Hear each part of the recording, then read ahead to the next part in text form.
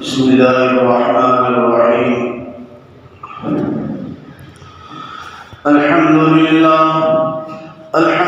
لله نحمده ونستعينه ونستغفره ونؤمن به ونتوكل عليه ونعوذ بالله من شرور أنفسنا ومن سيئات أعمالنا.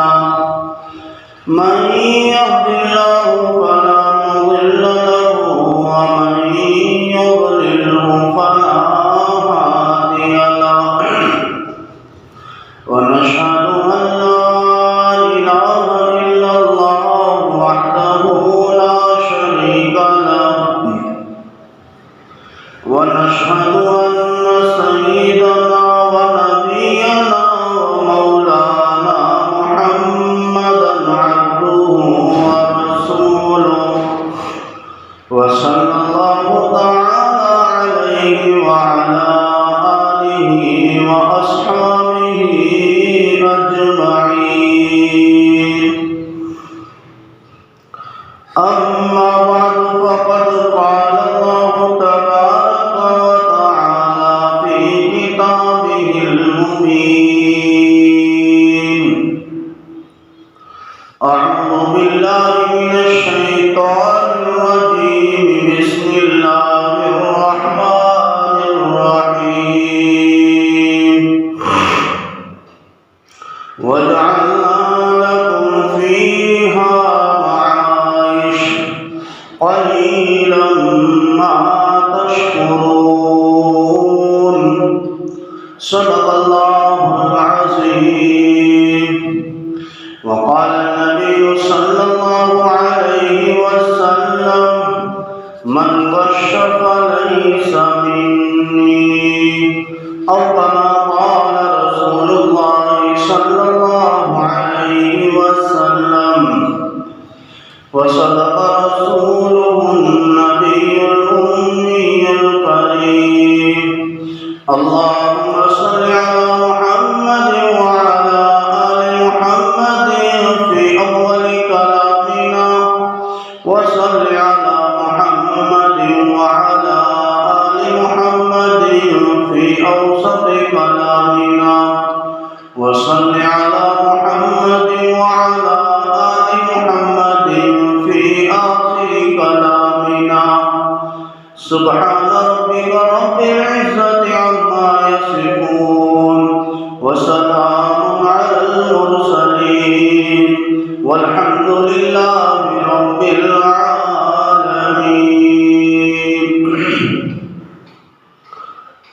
بزرگان محترم، جس طریقے سے اللہ رب العزت نے ہمیں کسب معاد یعنی آخرت کی تیاری کے لیے بھیجا ہے، تو اسی کے ساتھ ساتھ ہماری ضروریات بھی ہیں کہ جس کو کسب معاش کہتے ہیں، کہ کسی بھی طریقے کا کاروبار کرنا، ملازمت کرنا، یعنی حلال طیب طریقے کے ساتھ اپنے لیے اور اپنے گھر والوں کے لیے ان کی ضروریات کا انتظام کرنا، یہ بھی ہم پر ضروری ہے۔ اب دونوں میں فرق یہ ہے کہ کسب معاد جو ہے کہ آخرت کی جو تیاری ہے اس کے اندر یہ ہمارا مقصد ہے، اور کسب معاش جو ہے وہ ہمارے لیے ضرورت ہے۔ اب کسب معاش میں چاہے کوئی کاروبار کرے یعنی تجارت کرے، چاہے کوئی کسی چیز کا پروڈکشن کرے یا کوئی ملازمت کرے، کسی بھی طریقے سے حلال اور پاکیزہ ہونا چاہیے۔ کہ انبیاء علیہم السلام کی سیرت کو جب پڑھا جاتا ہے، ان کی زندگیوں کو دیکھا جاتا ہے، تو حضرت شاہ عبد العزیز محدث دہلوی رحمۃ اللہ علیہ نے اپنی تحقیق کے مطابق لکھا ہے کہ حضرت آدم علیہ السلام یہ کاشتکاری کرتے تھے، کھیتی کرتے تھے، یعنی ان کا پیشہ کھیتی کرنا تھا، اور اسی طریقے سے حضرت نوح علیہ السلام یہ برائی کے ستھار تھے، حضرت ادریس علیہ السلام درزی تھے، اور اسی طریقے سے آگے بڑھے کہ حضرت داؤد علیہ السلام یہ لوہار تھے، حضرت سلیمان علیہ السلام نے بھی صنعت کاری کی ہے، کسی چیز کو بنایا ہے، اور اسی طریقے سے حضرت ابراہیم علیہ السلام اور حضرت لوط علیہ السلام کا پیشہ یعنی ان کا کاروبار اور دھندا یہ بھی کھیتی رہا ہے۔ اور آگے چلیے کہ سیدنا محمد الرسول اللہ صلی اللہ علیہ وسلم کا پیشہ بھی قبل از نبوت کہ نبوت سے پہلے تجارت کرنا تھا، کہ آپ صلی اللہ علیہ وسلم نے شام کا بھی سفر کیا، کہ آپ کے شام کے سفر تو مشہور ہیں کہ آپ تجارتی قافلے لے کر شام وغیرہ جایا کرتے تھے، اور اسی طریقے سے آپ کے 2 سفر یمن کے بھی ہیں، کہ یمن کے آپ کے 2 سفر ہوئے ہیں، اور اسی طریقے سے بعض کتابوں کے اندر یہ بھی ملتا ہے کہ آپ کا ایک سفر وہ تھا کہ وفد عبد القیس جب آپ صلی اللہ علیہ وسلم کی خدمت میں حاضر ہوا تو آپ صلی اللہ علیہ وسلم نے ان سے فرمایا کہ میں آپ کے شہر میں بھی بہت گھوما ہوں۔ تو گویا کہ مختلف شہروں کے اندر، مختلف مقامات کے اندر پیارے آقا صلی اللہ علیہ وسلم نے بغرض تجارت سفر کیے۔ تو تجارت کا کرنا کوئی بری چیز نہیں، چاہے پھر کوئی بھی کرے۔ اب کوئی آدمی اپنے یوں سمجھے کہ یہ میرے لیول سے ہٹ کے ہے، یہ تو میرا لیول ڈاؤن کر دے گا، اس طریقے سے میں کروں۔ جو کوئی بھی طریقہ حلال اور پاکیزہ ہو تو اس کے اندر محنت کرنا اور اس کے ذریعے اپنی ضرورت کا پورا کرنا یہ اتنا ہی بہتر ہے کہ کسی اور کے سامنے ہاتھ پھیلائے۔ کسی اور کے سامنے ہاتھ پھیلانے سے بہتر ہے، کسی کے سامنے اپنی مجبوریاں بیان کرنے سے بہتر ہے کہ آدمی خود محنت کر لے۔ میں مجبور ہوں، اللہ نے مجھے طاقت دی ہے، اللہ نے مجھے صلاحیت دی ہے، اللہ نے مجھے عقل و فراست دی ہے، اللہ نے مجھے نالج دیا ہے، تو میں اس کو کام میں لاؤں، محنت کے اندر لگوں تاکہ جو کچھ بھی مجھے آمدنی حاصل ہو جائے۔ نہ یہ کہ مالداروں کی تھوڑیوں میں ہاتھ ڈالوں، نہ یہ کہ ان کے سامنے اپنی احتیاج کو بیان کروں، ان کے سامنے گول مول لفظ کے اندر اپنے حالات کو بیان کروں۔ ہم سیرت کا مطالعہ کریں، انبیاء کی زندگیوں کو پڑھیں، انبیاء کی زندگیوں کو دیکھیں، کیا انہوں نے تجارت نہیں کی؟ کیا انہوں نے کاشتکاری نہیں کی؟ کیا انہوں نے صنعت کاری نہیں کی؟ تو گھروں کے اندر انکم آنے کے جو وسائل ہیں ان تمام وسائل میں سے سب سے بابرکت اور نفع بخش جو طریقہ ہے وہ تجارت ہے۔ جو میں نے شروع میں بتایا، چاہے ملازمت ہو، چاہے پھر کاروبار ہو، چاہے پھر پروڈکشن کا کام کر رہا ہو، کوئی فیکٹری وغیرہ لگائی ہو، یعنی جو کچھ بھی وہ کر رہا ہے، مزدوری کر رہا ہے، ان تمام طریقوں کے اندر نفع بخش اور بابرکت جو طریقہ ہے وہ تجارت ہے۔ اب ذہنوں میں سوال یہ آتا ہے کہ تجارت کو بابرکت کیوں کہا گیا اور نفع بخش کیوں کہا گیا؟ تو اس کی وجہ ایک تو یہ ہے کہ ہم دیکھیں خود پیارے آقا صلی اللہ علیہ وسلم نے تجارت کی ہے۔ اب جب وہ کام جو پیغمبر رسول صلی اللہ علیہ پیغمبر خدا صلی اللہ علیہ وسلم نے کیا ہو تو کیا اس میں برکت نہیں ہوگی؟ اور اسی کا نتیجہ ہے کہ آپ کو جب تجارت کا موقع ملا، آپ کی امانت داری کو دیکھتے ہوئے، آپ کی دیانت داری کو دیکھتے ہوئے حضرت خدیجہ الکبریٰ رضی اللہ تعالی عنہا نے نکاح کا پیغام دیا ابھی تک تو صرف آپ کچھ حصے داری کے ساتھ تجارت کر رہے تھے، لیکن حضرت خدیجہ نے سب کچھ آپ کے حوالے کر دیا۔ تو پہلی بات تو یہ ہے، اور اس طریقے سے تجارت میں نفع کہا گیا کہ دوسری جو چیزیں ہیں، آمدنی کے جو دوسرے جو ذرائع ہیں، وہ اس کے اندر صرف ایک بات ہے کہ حلال ہو، پاکیزہ ہو۔ کسی جگہ آپ ملازمت کر رہے ہیں تو کہ وہ فیکٹری کیا پروڈکشن کرتی ہے، کیا چیز بنا رہی ہے۔ کسی دکان کے اوپر ہے تو یہی دیکھنا ہے کہ وہ دکان میں کیا بیچا جا رہا ہے، حلال چیز بیچی جا رہی ہے، حرام چیز بیچی جا رہی ہے۔ لیکن تجارت کے اندر تو بہت سارے حقوق آتے ہیں۔ اب یہ تجارت اسی وقت فائدہ مند اور اسی وقت بابرکت بنے گی کہ جب اس کو شریعت مطہرہ کے دائرے میں کیا جائے، کہ شریعت نے اس کے جو اصول بیان کیے ہیں ان اصول کے ساتھ ہمیں کرنا چاہیے۔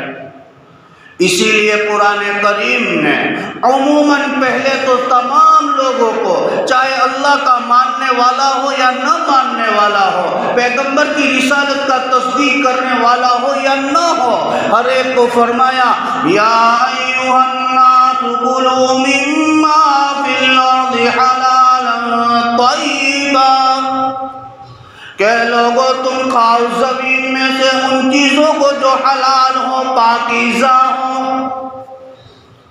لیکن اللہ نے اپنے مخصوص بندوں کے لیے فرمایا یا ایھا الذین آمنوا کولوا من الطیبات وعملوا صالحا، اور اس میں بھی چھلنی لگاتے ہوئے اوپر کی کیٹیگری کو اللہ نے بیان فرمایا یا ایھا الرسل کلوا من الطیبات وعملوا صالحا۔ یہاں دیکھیں کہ اللہ نے کس طریقے سے حکم جاری کیا ہے۔ پہلا حکم تو یہ کیا کہ حلال اور پاکیزہ کھائیے۔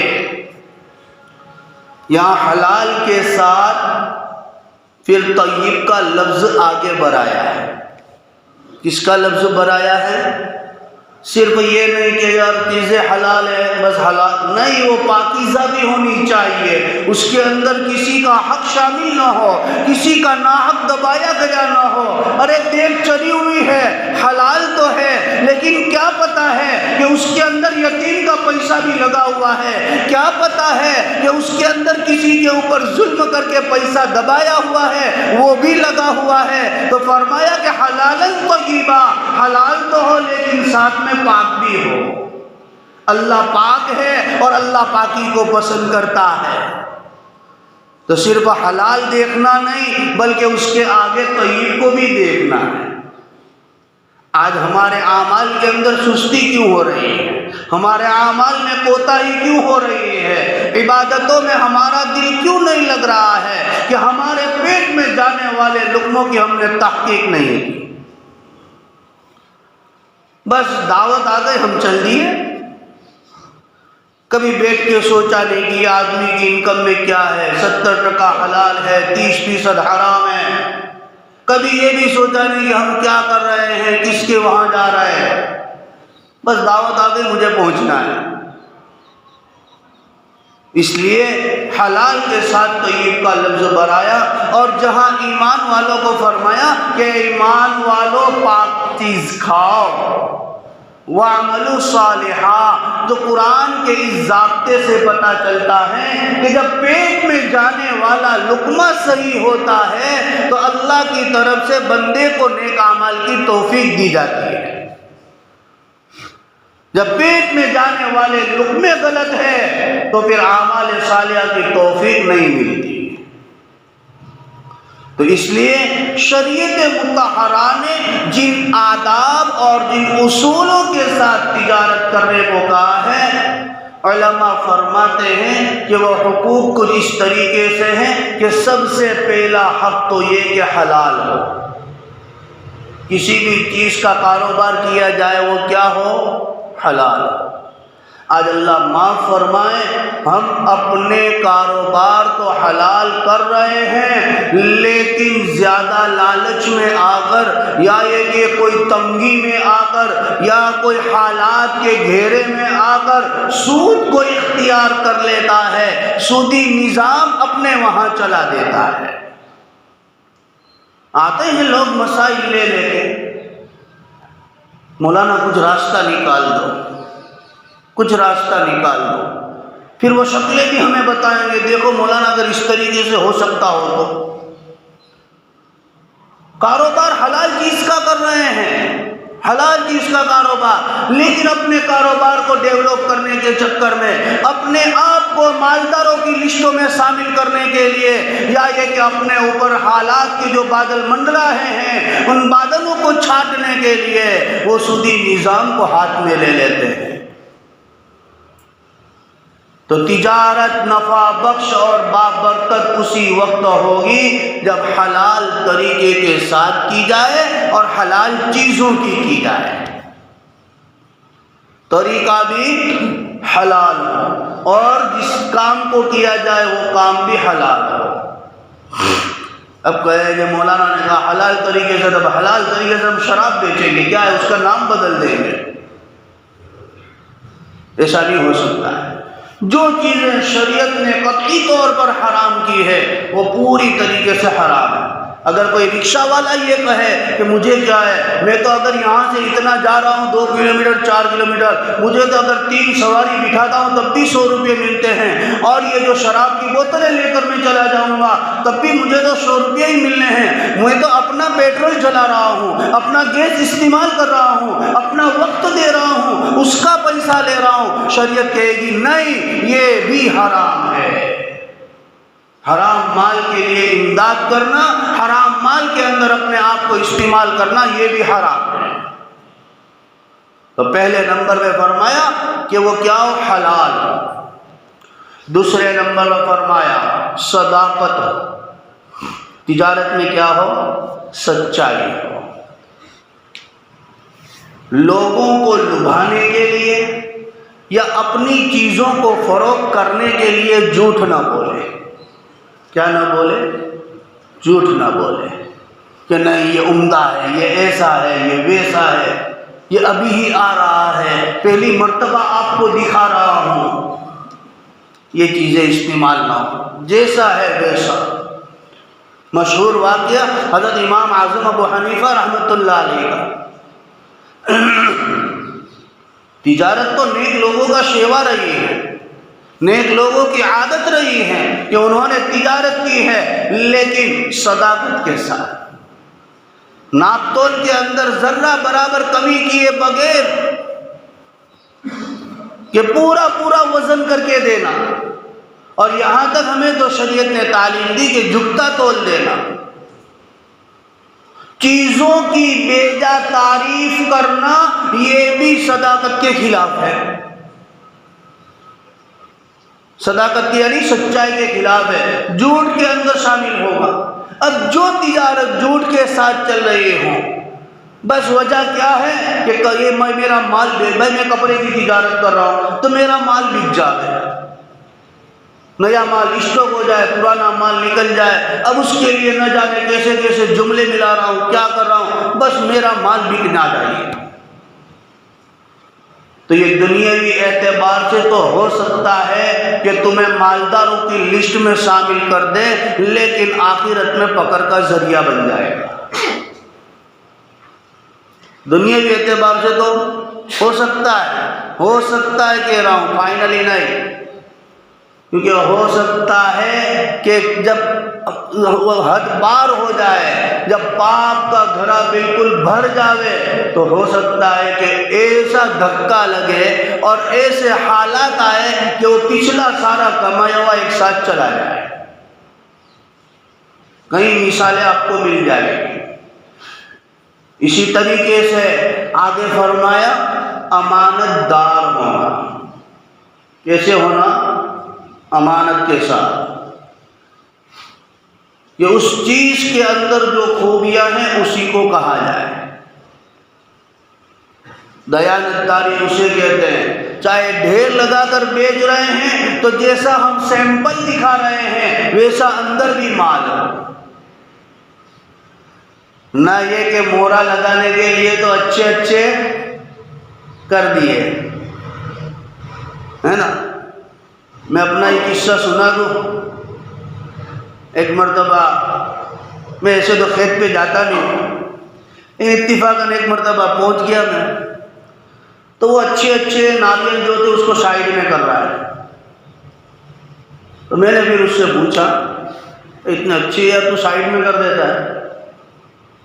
تو مجھے صاحب تم نے خبر نہ پڑے، میں یوں سمجھ رہا تھا کہ وہ فیل میں نکال رہا ہے۔ پھر اس نے کہا کہ مولوی صاحب یہ تو مورا مارنے کے لیے ہے۔ کیا کرنے کے لیے؟ مورا مارنے کے لیے ہے۔ یہ سب اندر جائیں گے، اوپر یہ ٹائٹل یہ رہے گا، یہ امانت کام ہے۔ پھر کب ہماری تجارتوں میں برکت آئے گی؟ پھر کیسے ہمیں بھاؤ ملے گا؟ یا یہ کہ بھاؤ مل بھی گیا یا ہمیں زیادہ پیسے مل بھی گئے تو کہاں تک وہ ہمارے پاس باقی رہیں گے؟ اسی لیے میرے محبوب صلی اللہ علیہ وسلم بازار تشریف لے جایا کرتے تھے کہ جس کی وجہ سے کفار یہ کہتے تھے وَقَالُوا مَا لِهَذَا الرَّسُولِ يَأْكُلُ الطَّعَامَ وَيَمْشِي فِي الْأَسْوَاقِ، یہ کیسا رسول ہے؟ پیغمبر وہ سمجھتے تھے کہ ایسا ہونا چاہیے جو کھاتا بھی نہ ہو، جو بازاروں میں گھومتا پھرتا بھی نہ ہو۔ میرے رب نے آگے ایک رکوع کے بعد ان کا جواب دے دیا کہ ہم نے کوئی رسول ایسا نہیں بھیجا کہ جو نہ کھاتا ہو اور نہ بازاروں کے اندر چلتا پھرتا ہو۔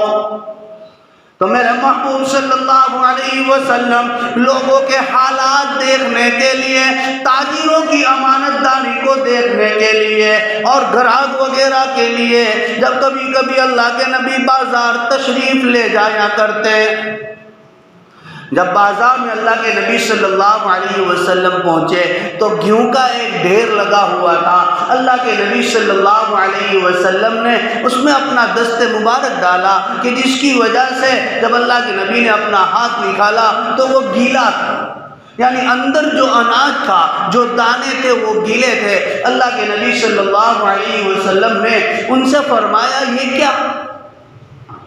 کہ اوپر بالکل کوڑا ہے، ایک دم سوکھا دانا ہے اور اندر کے اندر یہ چیز ہے۔ فرمایا یا رسول اللہ صلی اللہ علیہ وسلم بارش آ گئی اور اس کی وجہ سے اناج بھیگ گیا، تو میں نے جو بھیگا ہوا اناج تھا اس کو چھپانے کے لیے اس کے اوپر یہ سوکھا اناج ڈال دیا ہے۔ اللہ کے نبی صلی اللہ علیہ وسلم نے فرمایا من غش فلیس منی، جو لوگوں کو دھوکہ دے وہ ہم میں سے نہیں۔ لوگوں کو دھوکہ دے کر کچھ کاروبار تو کرا سکتے ہو، لوگوں کو دھوکہ دے کر اپنی شادیاں دھوم دھام سے کر سکتے ہو، لیکن کیا جواب دو گے محمد الرسول اللہ صلی اللہ علیہ وسلم کے اس ارشاد کا کہ جس نے فیصلہ کر دیا کہ جو لوگوں کو دھوکہ دے وہ میری امت میں سے نہیں ہے۔ تمہیں تو فخر ہے آپ صلی اللہ علیہ وسلم کی امت میں ہونے کا، تمہیں تو فخر ہے آپ صلی اللہ علیہ وسلم کی امت میں رہ کر اپنے آپ کو مسلمان کہنے کا، لیکن تمہارے اعمال اور تمہارے کردار، تمہارے افعال وہ تم نے کر لیے دنیا کے کچھ نفع کے لیے، دنیا کی کچھ منفعت کے لیے، دنیا میں صاحب ثروت بننے کے لیے تم نے وہ اعمال اختیار کیے جس پر میرے محبوب صلی اللہ علیہ وسلم نے فٹکار لگائی ہے کہ من غش فلیس منی، جو دھوکہ دے وہ ہم میں سے۔ تو دوسرا اور تیسرا کون سا ہوا؟ صداقت اور امانت۔ چوتھا فرمایا وعدہ نبھانے والا۔ کیسا ہو؟ دھکا کھلانے والا، دھکا کھلانے والا، بولو، وعدہ نبھانے والا، کہ ہم جہاں سے مال لے رہے ہیں ان کو ہم پورا پورا پیمنٹ کرتے رہیں، وعدے کے مطابق ہم وہاں چلیں گے تو لوگ جو ہمارے کسٹمر ہیں وہ ہمارے ساتھ چلیں گے۔ یہ تجربہ ہے۔ بہت سے لوگ مجھے کہتے ہیں مولانا ادھار مت دو ڈوب جاؤ گے، مولانا ادھار مت دو ڈوب جاؤ گے۔ کئی لوگ صلاح دیتے ہیں، الحمدللہ لوگ لے بھی جاتے ہیں، لیکن اللہ کے فضل سے بغیر مانگے ہوئے اکا دکا کے علاوہ وہ آسانی کے ساتھ پیمنٹ کر دیتے ہیں، سامنے سے فون آ جاتا ہے۔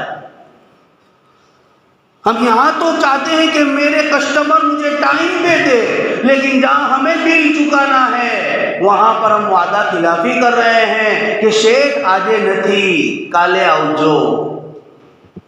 تو کہاں چلے گا یہ شریعت سکھاتی ہے کہ اپنی تجارت کو بابرکت کیسے بناؤ گے، اپنی تجارت کو نفع بخش کیسے بناؤ گے، یہ شریعت بتاتی ہے۔ تو چوتھے نمبر میں فرمایا کہ وعدہ خلافی نہ ہو۔ اسی طریقے سے پانچویں نمبر پر فرمایا تجارت نرمی کے ساتھ۔ کیسے ہو؟ نرمی کے ساتھ۔ کسٹمر ہیں ان سے اخلاق سے بات کرنا، وہ چاہے کیسا بھی ویوہار کرے لیکن ان کے اوپر برسنا نہیں ہے، بلکہ اپنی محبت دے کر اور اس پر شفقت کرتے ہوئے اسے اپنا بنانا ہے۔ یہ تو اسلام سے کوسوں دور ہیں کہ جس کی بنا پر ہمیں یہ لگ رہا ہے کہ تجارت ایک دنیاوی دھندا ہے۔ حالانکہ میرے محبوب صلی اللہ علیہ وسلم نے فرما دیا طلب کسب الحلال فریضۃ بعد الفریضہ، کہ کمائی کرنا حلال پاکیزہ کمائی کرنا فرضوں کے بعد ایک اور فریضہ ہے۔ اور جس کو میرے رب نے حکم دیا فانتشروا فی الارض وابتغوا من فضل اللہ، کہ جب جمعہ کی نماز مکمل ہو جائے، جماعت پوری ہو جائے تو اللہ کی زمین میں پھیل جاؤ، وابتغوا من فضل اللہ، اللہ کا رزق تلاش کرو۔ یہ تو ہمارے علم نہ ہونے کی بنیاد پر ہم یہ سوچ رہے ہیں کہ دنیاوی دھندا ہے۔ ارے یہ بھی ایک عبادت ہے کہ بندوں کے ساتھ حسن سلوک، کسٹمر کے ساتھ حسن سلوک، اوپر جن کے پاس سے ہم مال لے رہے ہیں ان کے ساتھ حسن سلوک۔ ہم نے دیکھا کوئی کسٹمر مجبور ہے تو اس کو مہلت دے دو، روایتوں میں اس کی فضیلتیں آئی ہیں، اس کو مہلت دے دو۔ کوئی مجبور ہے، واقعی مجبور ہے، ورنہ معلوم ہے کہ اس کا دھندا ہی بوچھ مارنے کا ہے تو پھر مجبور، تو اس کے ساتھ یہ معاملہ نہیں ہے۔ واقعی مجبور ہے کہ ایسے تو وہ ٹائم ٹو ٹائم چل رہا تھا لیکن کچھ حالات کی بنا پر اب آگے پیچھے ہو رہا ہے، تو فرمایا کہ مہلت دے دو، کوئی حرج نہیں، نرمی رکھی جائے۔ اور لاسٹ اینڈ فائنل اخیری جو فرمایا وہ یہ ہے اوقات کی پابندی۔ اوقات کی پابندی یہ تجارت کو آگے بڑھانے کے اندر اور تجارت کو بابرکت اور نفع بخش بڑھانے کے اندر بہت مؤثر ہے۔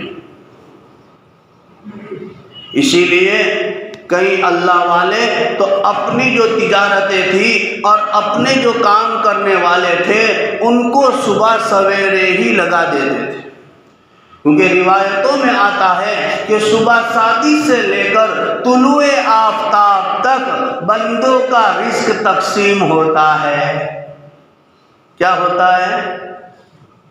بندوں کا رزق کب سے ہوتا ہے؟ صبح صادق سے طلوع آفتاب تک۔ اب طلوع آفتاب تک تو ہماری رجائیاں نہیں ہٹتی، ہم بستر سے نیچے نہیں آتے اور سوچ رہے ہیں کہ یار کاروبار میں کسی نے کچھ کر دیا ہے۔ بھائی پہلے جو تیرے ابا تھے نا وہ فجر کے پابند تھے اور صبح سویرے وہ فجر کے بعد یاسین وغیرہ پڑھ کے دکان کا شٹر اونچا کر کے بسم اللہ بول کے پھر وہاں جو کچھ معمولات تھے وہ معمولات کر کے پھر آ کے گھر پہ ناشتہ کرتے تھے، تو اس کی برکت تجھے نظر آتی تھی۔ اب تو نے اعمال بدل دیے، اللہ نے احوال بدل دیے۔ اب تُنے نہ فجر پڑھی ہے، نہ یاسین پڑھی ہے، نہ کوئی معمولات ہے تیرے پاس، نہ اللہ کے سامنے گر گرایا ہے کہ جس وقت روزی تقسیم ہو رہی ہے اس وقت تو آرام کے ساتھ کھراٹے لے لے کر سو رہا ہے، اور 10 بجے جا کے دکان کا شٹر اونچا کر رہا ہے اور پھر سوچ رہا ہے کہ یار آج کل دھندا بہت ڈیم ہے، کچھ سمجھ میں نہیں آ رہا ہے۔ اس لیے اوقات کی پابندی بہت ضروری ہے کہ اوقات کی پابندی ہوگی تو اللہ رب العزت ہمیں حرام سے بچا کر حلال روزی عطا فرمائیں گے۔ اب ظاہر سی بات ہے کہ اوقات کی پابندی ہے نہیں، اب گھر کے اندر ممبر بڑھتے جا رہے ہیں، ذمہ داریاں بڑھتی جا رہی ہیں، ضرورتیں بڑھتی جا رہی ہیں، تو آدمی اپنی انکم کے لیے، اپنے انکم کے حصول کے لیے کسی سے صلاح لے گا، کسی سے مشورہ لے گا، تو کیا ہوگا؟ کوئی مشورہ کیا دے گا، کوئی کیا دے گا، اور آدمی اسی کے راستے پہ چل پڑے گا۔ اس لیے صبح سویرے صبح صادق سے طلوع آفتاب تک، بعض علماء نے تو صبح صادق سے لے کر طلوع آفتاب تک سونا مکروہ لکھا ہے، اور بعض روایتوں کے اندر آتا ہے کہ بندہ اگر فجر کی نماز پڑھے بغیر طلوع آفتاب تک سوتا ہے تو پھر شیطان اس کے کان میں پیشاب کرتا ہے۔ اور بہت ساری ایسی روایتیں ہیں کہ جب بندہ اسلام کے اصولوں سے ہٹ کر اپنی تجارت کرتا ہے تو اس میں برکت کی جگہ نحوست لے لیتی ہے۔ اس لیے یہ جو تھے اسلام کے اصول تھے، اور اسلامی اعتبار سے تجارت کس طریقے سے کی جائے اس کے اصول تھے۔ اللہ رب العزت ہمیں برکت والی نفع بخش تجارت نصیب فرمائے۔ جو لوگ تجار ہیں ان کو بڑی فضیلتیں ہیں، اگر ان اصولوں پر پابندی کریں تو ایک روایت میں فرمایا، وقت نہیں ہے اس لیے صرف اس کا مفہوم بیان کر دوں کہ ایک روایت میں فرمایا کہ کل قیامت کے دن نفسی نفسی کے عالم میں یہ عرش کے سائے کے نیچے ہوں گے، اور ایک روایت میں فرمایا کہ امانت دار اور سچا تاجر نبیوں کے ساتھ، شہداء کے ساتھ، صدیقین کے ساتھ ہوگا۔ تو یہ اتنی بڑی فضیلتیں ہیں میرے دوستو، ایک طرف ہمارا دنیاوی تقاضا بھی پورا ہوگا اور دوسری طرف ہمارا اعمال نامہ بھی نیکیوں کے ساتھ بڑھتا چلا جائے گا۔ اللہ تعالی ہمیں ان باتوں کا استحضار نصیب فرمائے، آمین۔ وآخر دعوانا ان الحمد للہ رب العالمین۔